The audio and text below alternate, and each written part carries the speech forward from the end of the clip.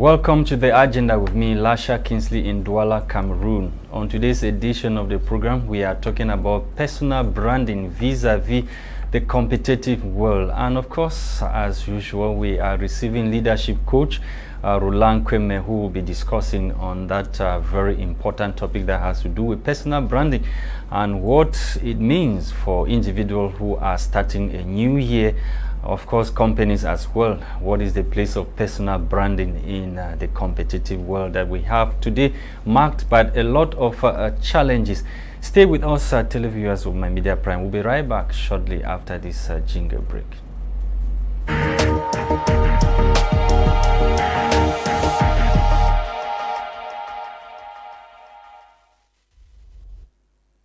Thank you so much for honoring my invitation. Happy New Year to you. Thank you so much, Kingsley, for the invitation, and I want to seize this opportunity to thank you and thank this amazing media house, and also wish a very positive, a very productive, but most important, a very performant 2024 to all our televiewers. Yes, we are talking very important and sometimes very neglected aspects of life that many individuals as well as organizations they miss out on. We are talking about personal branding, and at the kickoff of a new year marked by countless resolutions, it is essential to pause for a few moments to take stock of the past year in order to assess the results achieved and effectively plan the next steps to be taken.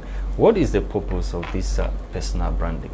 I think it is very important as we're in the beginning of the year, or a beginning of, it can be a month, a week. It's so important to plan. It's so important to project. But before doing that, it will be also important to take stock of what has happened. And that's why we always encourage our clients, the leaders, managers, professionals, to always do a self-assessment of their year, which is like an evaluation. You cannot have an evaluation of something that you didn't plan if they were not goals. So it is, I mean, it was important for me to encourage. I know our topic today is on personal branding, but I really wanted to encourage our televiewers to do like a personal assessment of the year, but most importantly to project, to have goals. They should be smarter. There are a lot of write-ups. I've done many programs on that, but I will encourage them to use what I've called in my first book, The Impact of the 5 barometers of success. So, because we have many lives, so it's important for them in their career, which is number one, to have what are the professional goals for 2024 or for this year. The two is the family. What are your goals? I mean, in terms of family life, what are the goals? Do you want like to have a kid? Are you planning the school of the children, or do you want to move in a new location? You know, in terms of family. The third is friendship. Are you going to be a better friend? How do you relate to your friend? Are you going to call them? Are you going to visit them? Are you going to support them? I mean, are you going to be a good friend? So what are the goals that you have? The fourth barometer is the community involvement. We all know, and you have said in the introduction, that our communities, our country, or Africa, the world is at a crossroad. There are a lot of challenges, and it is important for us to develop what we have called the individual social responsibility. So what are you going to do for your community? What are the issues, what are the challenges that you have identified and that you think you are going to address, which is a goal? And last barometer is the spiritual life. What is going to be a relationship with God? You are God. And this is quite important. Now, if you have got and you have taken ownership of these 5 barometers, then now the goal setting will be based on those different barometers. That's why at the end of the day, when you ask me, was your year good or bad, I will not answer like that. I have to be very specific. What are you talking? Is it professional? Is it in terms of family?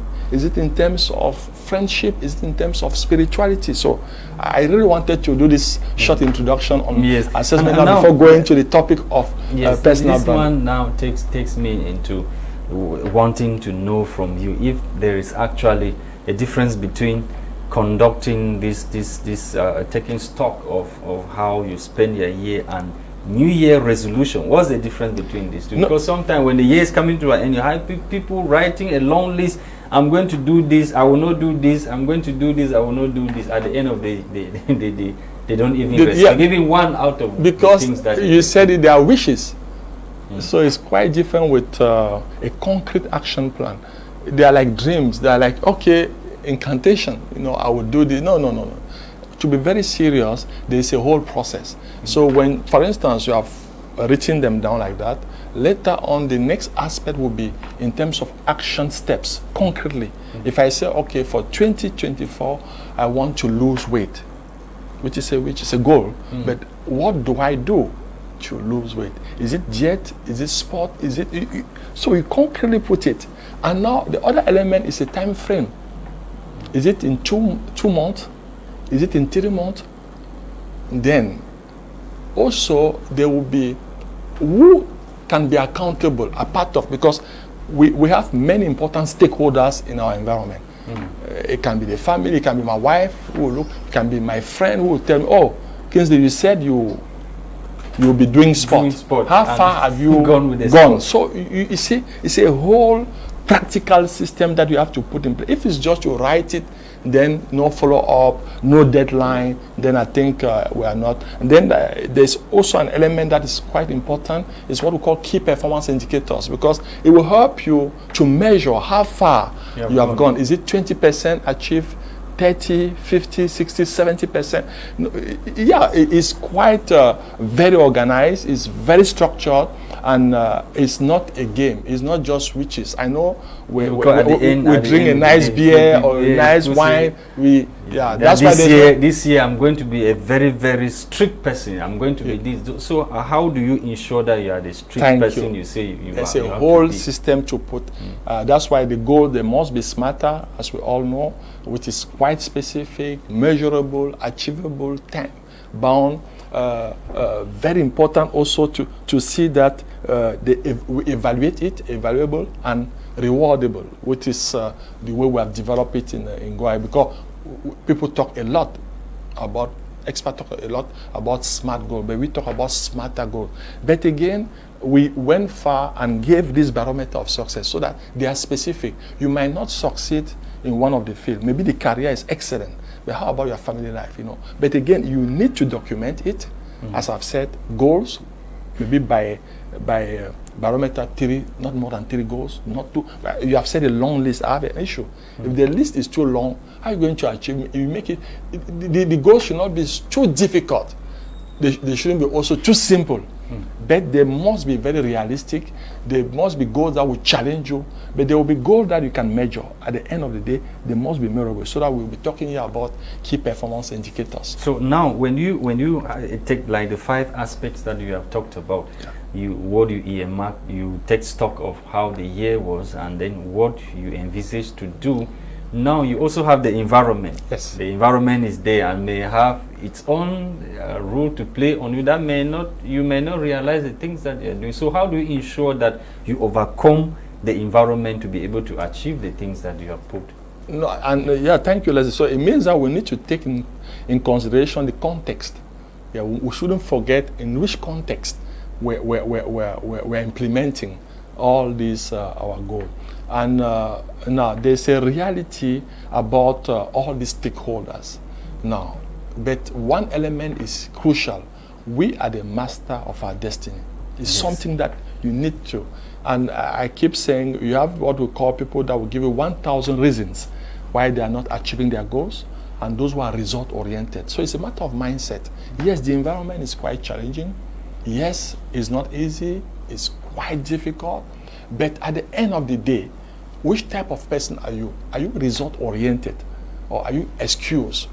If it's excuses, you will give reason why you are not achieving. So yeah, the reality is there. We have the environment, but you must equip yourself. The first element is the mindset. Do you know that in a very challenging environment, you have kids, people that will make it in terms of education, whereas the environment was terrible. But they went to school there.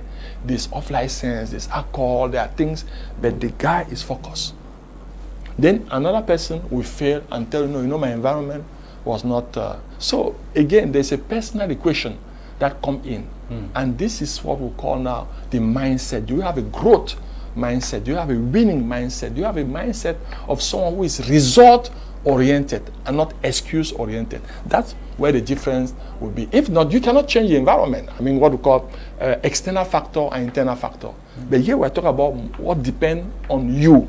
What should you do to make sure that you achieve your goals? Now, our focus was personal branding. Yes. Maybe you help me understand what personal branding is all about and why it's important for people to do personal branding.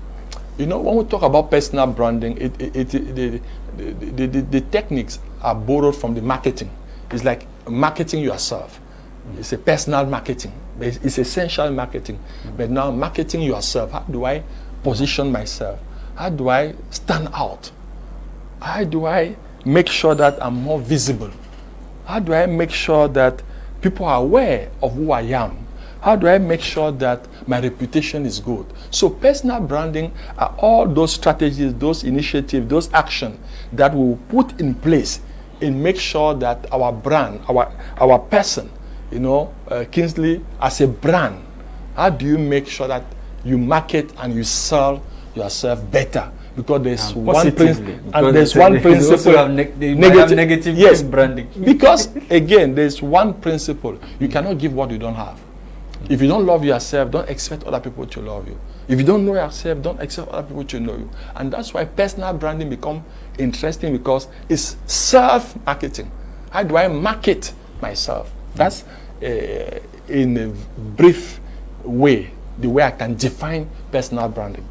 Okay. And now, how important is personal branding in today's competitive job market, and how do you foresee its significance this coming year, Roland KWEMAIN? I think, as we said, 2024 is going to be quite challenging. I said it tough. I said it to my client. We need a lot of resilience. We need a lot of discipline. We need to even come out of our comfort zone. We need a lot of team spirit. I mean, the together, but we need also to be extremely competent in what we are doing. So creative, innovative. Now, you see now that if you are a professional, yes, you don't stand out in this crowd, then there will be issue. So you need, in terms of employee, you need to be an entrepreneur, a journalist, a politician. I mean, in all field of life, personal branding will become so important, because you need to stand out. You need to position yourself. But how do you do that? That's the question. But now, is it relevant? There is no question about it, because it's like marketing. The strength and the prosperity of marketing is thanks to competition. And now there's competition around us. As a journalist, as a politician, as an entrepreneur, there's a lot of competition in all fields. So personal branding becomes a powerful tool that is quite relevant to make sure that you stand out in your field. Yes. So how do you do this? How do you go about this? Now we have developed what we have called the 10 key steps that can help you to brand yourself. The number one is to define your brand. Now the question that Kingsley will ask me, let's use me as an example. Okay. So how do I define my brand as Lasha Kingsley? Now, a brand is essentially a promise. A brand are values. Now, for Kingsley, when I have a client, you are here, I will ask Kingsley, what are the 3 qualities that you have, that you think you have? 3 qualities. Now, believe me, you are the person to answer. To answer. You mean you have to identify 3 qualities that I have. 3 qualities. That's number one. Number two, you will ask around all the stakeholders. How do they perceive you? Let them give you 3 qualities that they think you have. You can ask to your wife, to your husband, to your colleagues, to your pastor, your priest, you know, the 5 barometers. We're coming back. So these stakeholders, they will give you the perceptions in terms of quality, that then now you will see if it's matching. But before doing that, you must already write down the 3 qualities that define who you are. Yes. Now, when you do the exercise, they will give you the answers. You will see if there's a gap between what you think you are and the way you are perceived by these important stakeholders. Now, there's no issue if there's a gap. If there's a gap, what does it mean? It means that you have to do a lot of work to make sure that you come back to your ideal person. Yes, person. Because you are the person that know who you are or what you want to be. But the only challenge is that you are perceived differently.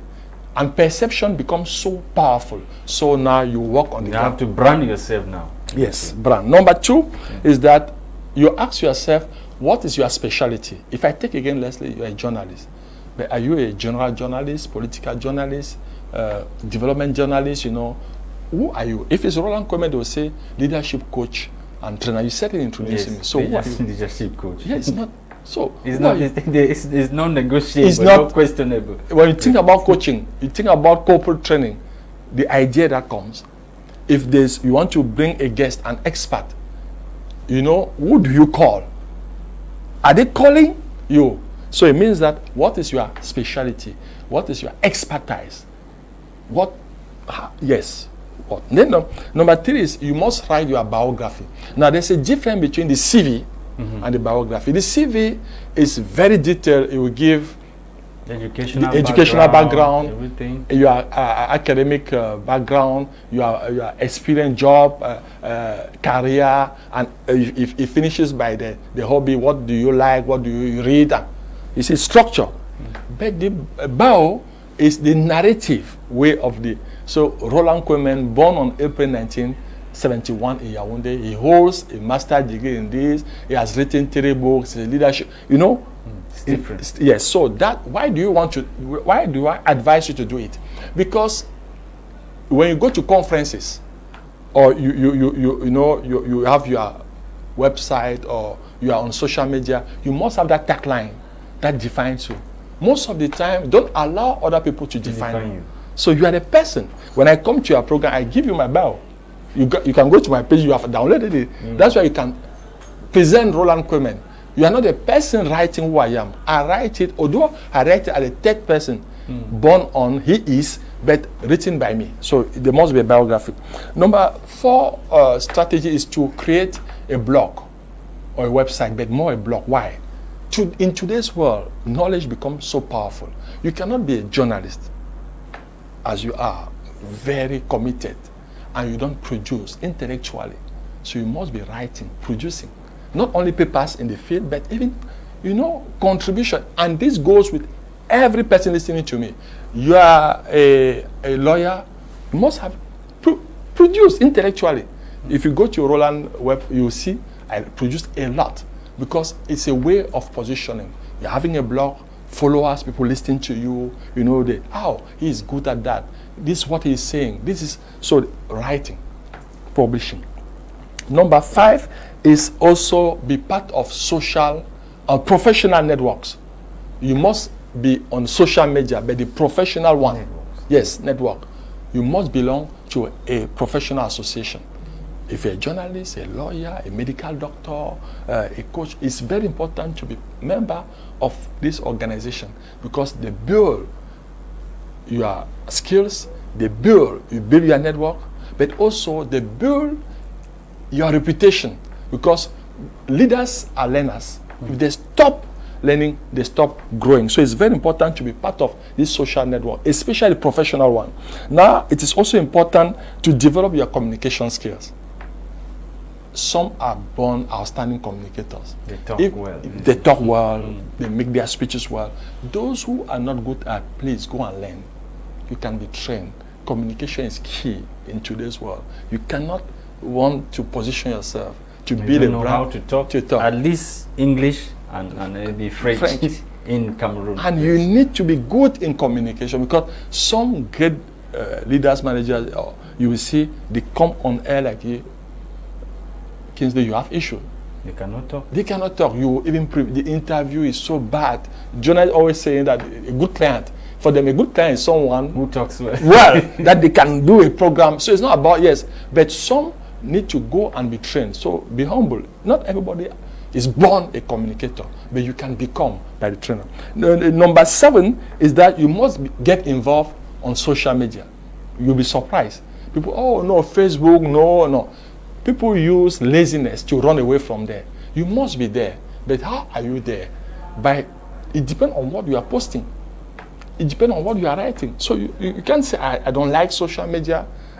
You can go there and you write the things that you don't like. Yes. That would be your own way of contributing. Thank you. So you don't give excuses to run away. I say people are so lazy and they give excuses that I don't want. No. You must be there. What about H2? Some of them say, that thing is for your generation. It does not concern us. But it means they are missing something. You need to reinvent yourself.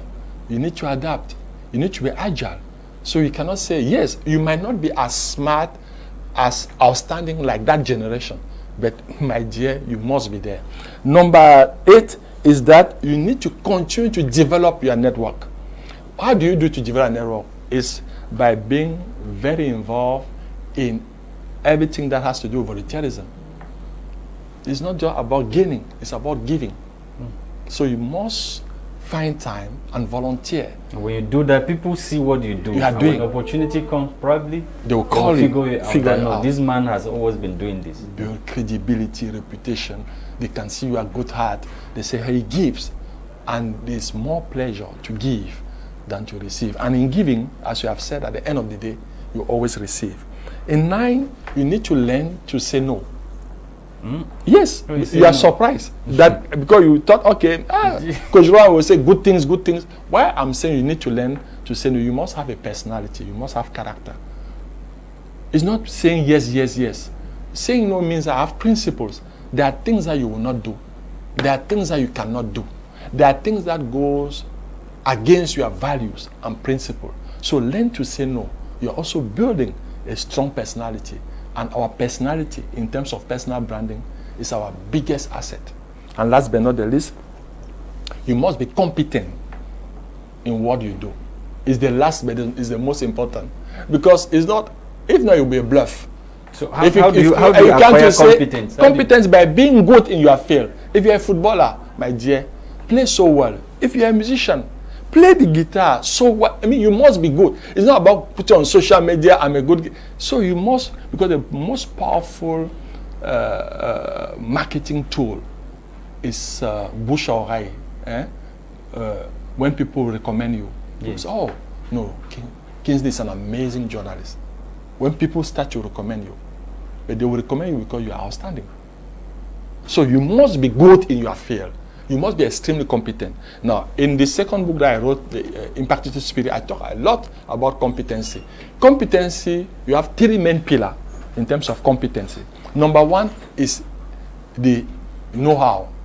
I mean the concept. I mean going to school, doing certification, reading, learning. The theory, the concept, you must know that. So the know-how. Number 2, no, the knowledge. The number 2 is here about the skills, doing things, the savoir-faire. You must know how to do things. And the number 3 is the attitude. So you can be very, very intelligent, but your attitude is horrible. And he will spoil everything. You can be good, knowledgeable, you have concept, you are very intelligent, know how you can do things, you write papers, you go on air, they say, amazing. But in terms of attitude, your behavior, you don't know how to collaborate, you are late, you steal, corruption, integrity problem, sexual harassment, all those issues on you, I'm sorry, it will damage. And it will have a boomerang effect. So despite your high, so that's what I'm talking about, competency and value system. So how do you work on your attitude? Before getting to attitude, does this issue of competence have anything to do with natural talents? For you to be competent, it means that you need to have some kind of natural talents in your field for the competence to come, or you can acquire competence? No, you can acquire. Those who have natural, we call them genius, but they're not even 1 or 2, 3%. Yeah, we're not talking about the genius, Messi on football, you know, no. Or the Roger Miller. So if you want to, no, we are talking those who are working hard, like Ronaldo. They work hard. Some people are born, but those who are born are less than 3%. The majority, 95%, become by working so hard. But today, by working also so smart, working intelligently. So it's not about just muscles. It's also using the brain. So I will advise that we work hard, we work smart, we build our competency every day. We go to new horizon. We come out from our comfort zone. We challenge the status quo. We are creative. We are innovative. That's what will help us to make sure that we don't collapse, because whether I like it or not, the year is going to be quite challenging. But those who are going to make it are those who are going to be so resilient. So it means determination, they will not give up. Those who are very creative, innovative, think out of the box. Those who also have these soft skills, how do they collaborate? How do they ask for help? How do they make sure that they also have a strong inner peace and mental health? Because, you know, some people with this stress around, you know, they become so... You talk, I'm smiling because the household, many people in Cameroon are already going through hell. Yes. To have 3 square meals on the table is hell. So this stress you're talking about, it's a reality. May increase. And you can see the consequence can be violence, because we have moral violence, we have physical violence. You see people on the street talking alone, and you start, they have put their hands somewhere. No, my dear Kingsley, you know, mental health, since last year, I keep talking to you. Yes. I brought 2 experts in Impact last year, because I've seen, even in the corporate world, some managers having issues, burnout, stress, and a lot of uncertainty, a lot of doubt. And you will see maybe in the office things are okay, but at home things are not okay. So, and it has a huge impact on their productivity. I think it's very important for us to always have this holistic approach in the way we are going to manage our organization, the way we are going to manage our collaborators. Coach Roland KWEMAIN, thank you so much for honoring my invitation on this other edition of the agenda for 2024. And we wish you a Happy New Year once again. Thank you so much. It was a pleasure. And I look forward coming back. Again, I have 3 Ps that I want to really share with the televiewers for 2024. Let them be very positive, despite everything, positive energy. Let them also be very productive. So please, goals, planning, and last, let them be performant. Not give excuses why you are not achieving your goal. The 3 Ps. Okay. Thank you for coming. Thank you.